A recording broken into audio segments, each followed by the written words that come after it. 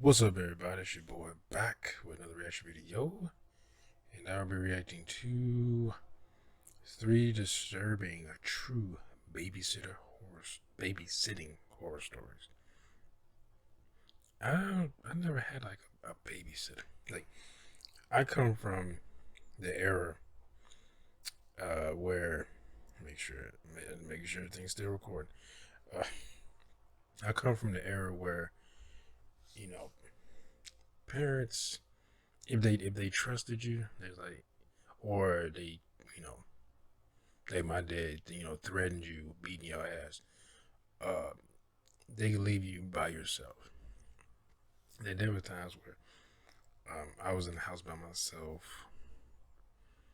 The youngest I can remember, I was like 6, but I mean it wasn't like for a long time, but I was there by myself. Especially when in what the fourth, fifth, and my sixth grade, when I was a kid, my parents, they would either be at work, or my brothers, like my brother would be at school because he went to high school kind of far away from where we live, and my oldest brother, he'd be working.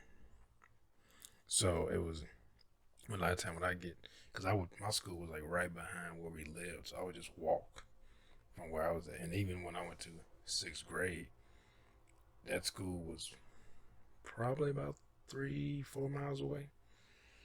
And I mean, because I even walked it before when I missed the bus, but I would still get home before really anybody else. So I'd be home by myself, you know.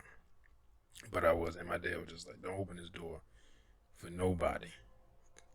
I remember my mom had like a step stool, so I can look through the peephole if I need to. But and I remember people would not. One time these two, I looked through the peephole, and I was trying to be real quiet so they didn't know if anyone was there or not. I would actively watch TV in my parents' bedroom, so they couldn't hear the TV in the living room, so someone would think like, "Oh, someone's here." Because I didn't want them to know I was there. Even though you would think now it's like I should have watched TV in the living room so people would know someone's there. Or some people turn their TVs on to make it think, if they like, I ain't gonna be going that long, they want people to think somebody's there. But I remember I looked through the peephole once. It was these two white guys, and they were just standing at the peephole. And the crazy thing was, I didn't say anything because I wasn't gonna open the door. So I was just like, if it's something important, they'll come back.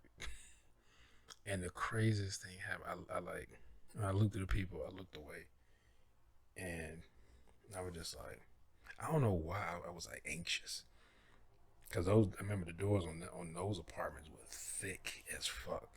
They were thick. You weren't kicking those down. Plus, they were it was dead bolted, because they had a deadbolt where you couldn't unlock it from the outside. So I had a deadbolt, it had a bottom lock, it had a chain lock, and I also had one of those like things you see in a hotel where it's like a ball in the end and you like lock it over, so when you try to open the door, it like got a catch like this. So I had all that on it, so they weren't getting in. Plus the door was thick as fuck. And I remember I like looked away, and I don't know why I was getting nervous.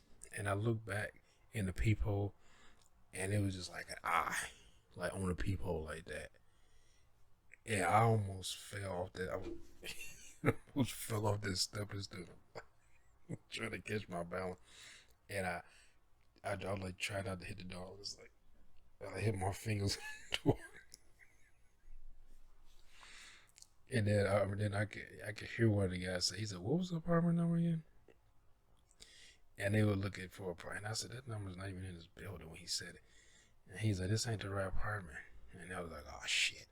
And then I heard him go to the. They went. Well, I guess it'd have been my left, but they're right. And they walked like that way. And then I think I heard him knock on another door because it was like a fine ass black woman, and she had like it was a fine ass black woman and a fine ass white chick that lived in an apartment like right next to us. and I thought I heard their door open and someone talking, but I'm not sure. And then I heard them, and then they walked, and I remember I stood at the hotel looking at the peephole and listening. And then they walked back by the peephole, back by my apartment, and went down the stairs. But that scared the mess out of me. But yeah, I never had babysitters like that. I never had the teenage girl or boy or whatever coming to watch the kid. Never had that. Cause my dad was like, we ain't paying for that shit. He was just like, I'm just gonna threaten you, and you gonna do right. Otherwise, if I find out you didn't, you gonna get your ass whooped. And that's just it. And that was enough. Plus, we were good kids, so ain't like I'm not gonna do anything anyway. But anyway, let's get into this. All right, here we go.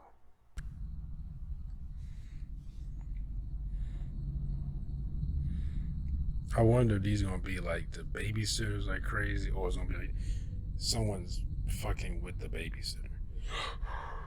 Up until the age of 12 in 2010, my parents always insisted I have a babysitter. I guess my being an only child had a lot to do with it. It might have gone on longer, but something happened with the last babysitter I ever had. He was 18 years old. His name was James. It was the second time he was watching me overnight. Looking back now, I can see him as a really awkward, creepy kid. He didn't really say much, and he apparently didn't know what personal space was. So anyway, I was watching my favorite TV show in the living room, and James came down from the room he was supposed to sleep in. He came into the living room and just sat down on the couch behind me. He didn't say anything or make any noise after that. So naturally, I eventually turned around to see him looking at me. It was weird. I don't remember if I found it creepy or not, but I do remember laughing shyly. Then he broke the silence between us and asked me if I wanted to play a video game. I wasn't really into video games, that was more of a boy thing, but I said yes anyway. He went upstairs to my dad's room and grabbed his Xbox 360. It was weird that he even knew that was there, but nevertheless I didn't ask anything. Maybe my dad told him about it. James went about setting up the Xbox in the living room, and he put on what I think was Halo 2. I wasn't much of a gamer, and it became obvious quickly since he killed me like 10 times in a row. James decided to take it upon himself to get up and show me how to play better. Oh boy. He grabbed both my hands and tried to mimic the controls. Any reason to feel for grab a kid? What? But the way he was standing so close, it made me a bit uneasy.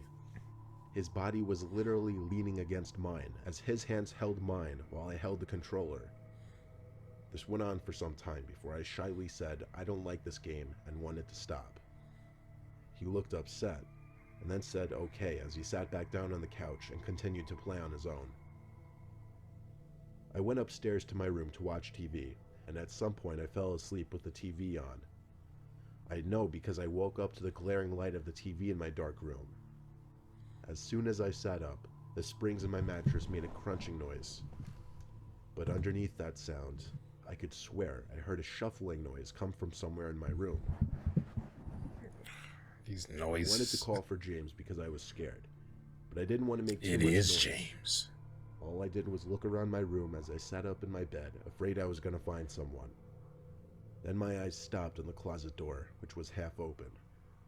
I squinted my eyes to see better, but when a white screen came up on the TV, it gave off enough light to reveal James standing in my closet. I let out a noticeable gasp, and I guess he noticed. He came out slowly, going, shh, shh, it's okay, with his arms out. I sat there frozen it's not in fear okay. as he came closer, telling me how pretty he thought I was. Oh, fuck. I knew what he was doing. When I saw an opportune moment for me to slip through him into the door, I took it. It's not creepy at all. I knew to run to the office downstairs, which had a lock, but not before so grabbing pretty. the phone to call my dad. Like, James knocked on the door, claiming he wasn't going to do anything, begging me not to call my dad. My dad was, of course, furious on the phone and told me to stay where I was and he'd be home in an hour. But by then, James left. It didn't matter, though, because my parents had his parents' information, and they called the police promptly, who I explained what happened to. The police about to whoop his ass. James was arrested on some kind of charge for sexual misconduct with a minor, or something like that. Ever since that day, I was trusted to be alone without a babysitter. And it's weird, but I still think about James at least once every other day. I said goodbye to my mom as I hung up the phone and walked up the stairs to Tyler's house, the kid who I'd be babysitting. I greeted his mom at the door, who was in a hurry. She told me everything over the phone so that she'd be able to leave as soon as I got there. She hurried into the cab out front and headed off to the airport. Tyler was 5 years old and had autism, so I knew watching him was going to be a bit of a challenge. At first, I had to get myself accustomed to Tyler's behavior and ways of interacting, but I got used to it and learned to accommodate him. I would hear him talking to himself a lot in different rooms. Usually I'd assume he was playing, but sometimes it seemed like he was literally just talking to himself. I'd be watching Tyler for the whole weekend. On the first night, I woke up to Tyler's laughing outside of the room I was sleeping in. I was confused when I saw the bedroom door open, because I knew I had closed it. Oh boy. I went to see where Tyler was. His laughs were coming from his room. Let me guess, somebody's in there. A crack in the wood floor made his laughter suddenly stop, and then the light from his room suddenly went dark, and I heard him jump into bed. I wasn't even halfway across the hallway yet. I still called out to Tyler to stay in bed. Then I went back to sleep. But Tyler, shut up. The next day I asked him what he was doing. I couldn't get much more of a response out of him than I don't remember. Well, you better, For the rest of the ass day, I open tried to to make play you remember. games and watch TV with him. He seemed more interested in playing in his room upstairs though, so I let him be and watch TV myself. Basically until the sun went down, minus making dinner and other smaller chores. Eventually the time came for bed and I tucked Tyler in, making sure to tell him to stay in his bed this time. I went to sleep no more than an hour later. Once again, I was woken up by a noise. It was a giggling noise. Then I heard whispering. It had to be Tyler. I sat up, rubbed my eyes, and looked around the room. Be like Joe Jackson, be like, Tyler, Tyler? you'll get a beating. Called out. That was the giggling again. It came from across the room. I flicked on the lamp, and there was Tyler, sitting in the closet with the door slid half open, revealing only his face. I have could to just admit, imagine it was that. a disturbing thing to witness at 2 a.m. The shade and angle of the light hitting his face made the sight even more disturbing. I got up and went over to him to pull him out of the closet. I was upset with him and let him know it. I brought him back to his bed and asked him why he did that. His response was unsettling. He said Tony told him to. I asked him who Tony was. He said it was the man in the closet he was talking to. My heart skipped a beat as he said this.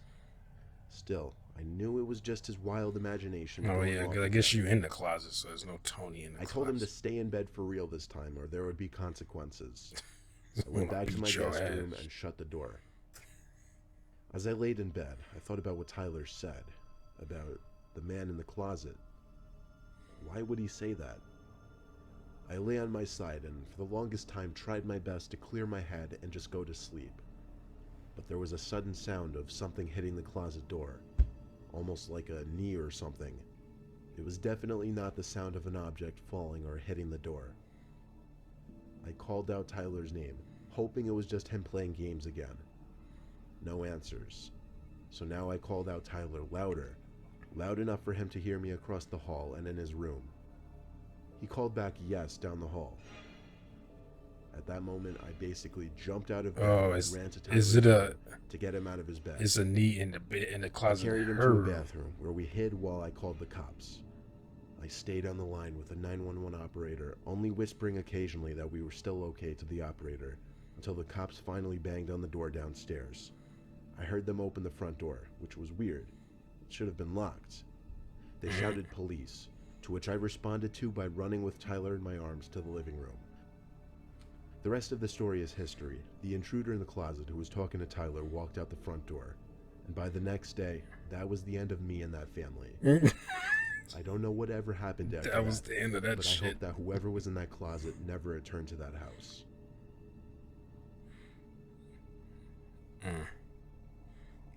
That is kind of scary. That's actually kind of scary. It makes Growing me up, my think brother of and I Black always had a Christmas. babysitter during the week. And The sometimes on call is coming weekends from when we and our inside of parents the both worked house. full time. I was around 10 years old when my little brother and I needed to be babysat on a Saturday night because my dad was It's a working a nice night shift house. and my mom was in Italy. I'll refer to my brother as T. The man who'd be babysitting T. us, who was named Keith by the way, actually knew my dad from work. I think it's And when my fuck dad Keith. mentioned he had no one to watch us, Keith jumped into the conversation and volunteered to watch us. Oh, well, Keith must He be the didn't know Keith pedophile very of the well, story. apart from saying hi once in a while to him at work. But apparently he knew him enough to trust him with us. It was 6 p.m., Really? already dark out. Our dad walked up to Keith's front door with us and rang the bell. Right from the get-go, Keith seemed super friendly. A little overly A friendly. little too friendly. Always smiling no matter what he said. He and my dad talked for a while after introducing us. Keith seemed to be really nice because he kept trying to talk to T and I. When our dad left, Keith showed us around the house. T and I sat on the couch in the living room. I was excited to see a GameCube. Keith stood by the doorway Really? with a big smile on his face and his hands on his hips as he watched me getting all excited and hooking up the GameCube. While I played some Sonic game, Keith told T to come with him. He had some games and toys for him upstairs. I guess T is more They his were up there type. for a while, and eventually I got bored of the game. I left the GameCube on, but I went upstairs to see what they were doing. The upstairs was pretty big. There was a wide hallway with a bunch of open doors, but there was one closed door. I figured they must be in there, so I opened the door to find a dark room lit up only by a computer screen. I walked over to the computer to see 2 camera screens on there. One of an empty room with a lamp on, the other with a room with T and Keith sitting on the floor playing with toys. I watched for a little bit and grew uncomfortable as I saw Keith inappropriately touching T, like rubbing his shoulder really slow-like. Then I noticed Keith stop moving and just look at my brother with a smile on his face.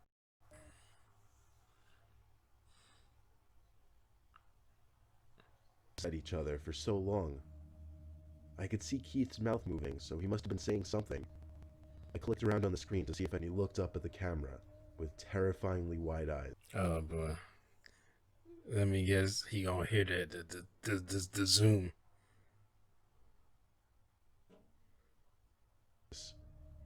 I felt like he was looking at me.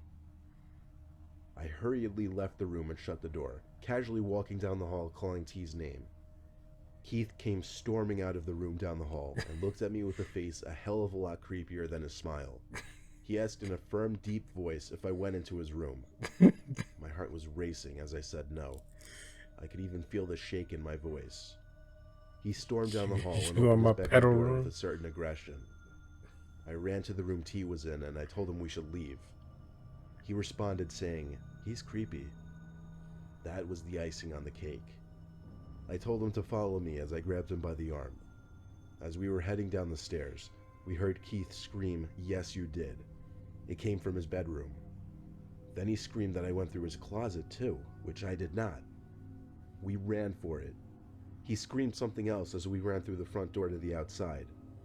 I slammed his front door shut and we ran down the He sidewalk. probably screamed, until "I'm we gonna couldn't get see your his booty house anymore. hole."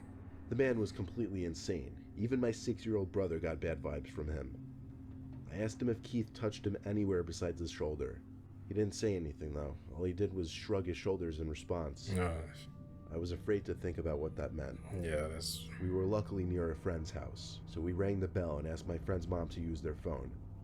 I called my dad and told him the situation. My friend's mom ended up letting us stay there for the night after learning of what just happened. My dad called the cops and reported Keith to his boss. Nothing happened to Keith legally, but my dad had a good relationship with his boss, and he managed to get Keith fired.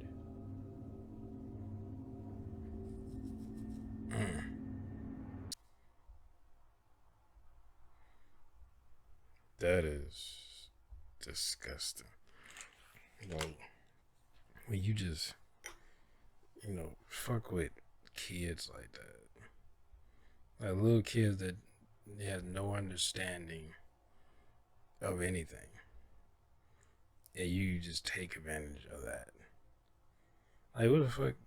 How did you think? Like, it's like some of these people. I mean, rapists do the same thing. People who rape adults, where it's like they don't think about the consequence there. They just like they just give into their urge. Like, I gotta do this. Like, then what the fuck do you think? Like, even if you have those urges, and you gonna do it with a coworker's kid, and this coworker knows you well enough to feel comfortable letting you watch his kid at your house, and would you know that you gonna see this you probably gonna see these kids again, and you're going to see this man again because y'all work together, and his kid was like, this dude touched me or whatever. Like, but I guess I mean, if you look at crime statistics, a lot of times it's people that you know, or people that are close with the family or whatever, or the parents or whatever, that does shit like this. It's not some creepy stranger that just kidnaps your kid and rapes him. It's more often than not it's someone that knows you and is around them on a regular basis. But that shit. And then he says, brother, he hasn't really touched me when he just shrugged. Because he came up there, he was touching his shoulders. He don't know if he did touch him anywhere else.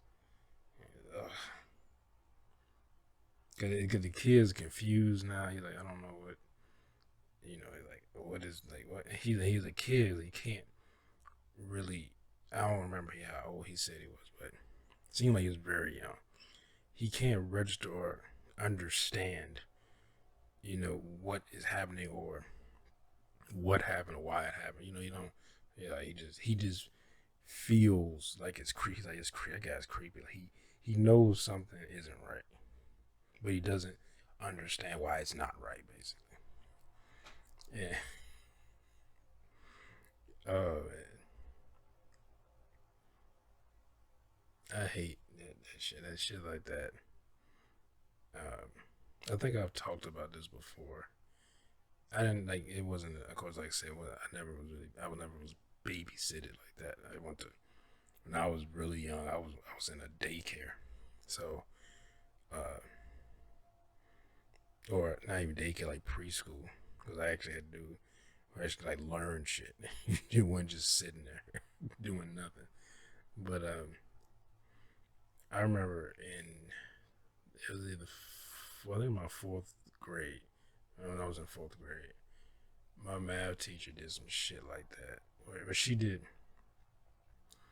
like she took her like foot, and I was sitting across from her, and she was helping me with some math, and she took her foot out her shoe, and took her foot, and it was like, you know, basically playing on my dick with her foot. And I'm thinking, oh, maybe because she kind of spread my legs open. And I'm thinking, when I was a kid, I was thinking, oh, she just wants to like put her feet up and like away from her. And they kind of like put her feet up, so she just want to use my chest as I'm right across from her. And then she started like messing around on my dick with her feet. And like as I was young, I didn't. It's like I knew something was wrong, but I didn't understand like what was wrong, you know. And I remember, like I tried to scoot back as far as I could in the chair, and because at the same time, like, because even as a kid, I felt like I was overthinking it, and like she just wants to put her foot up, so I tried to scoot back as far back as I could in the chair, and she just scooted her leg forward and kept doing it. Then I finally just, I think I got it from here, and I just got, I can't remember if I said I got it from here or I just got up and went back to my desk, and I sat there and I was just like, and I remember talking to another kid the next year because she was still the math teacher that I talked to. Well, she was the math teacher for the fourth graders, but we had a different math teacher in fifth grade, and I remember talking to one of my friends there about it, and I just happened to mention it, and he said, "Yeah, she did that to me too." He's like, "I just thought she did it by accident." He's like, "I didn't really, you know." He's like, "I didn't think about it."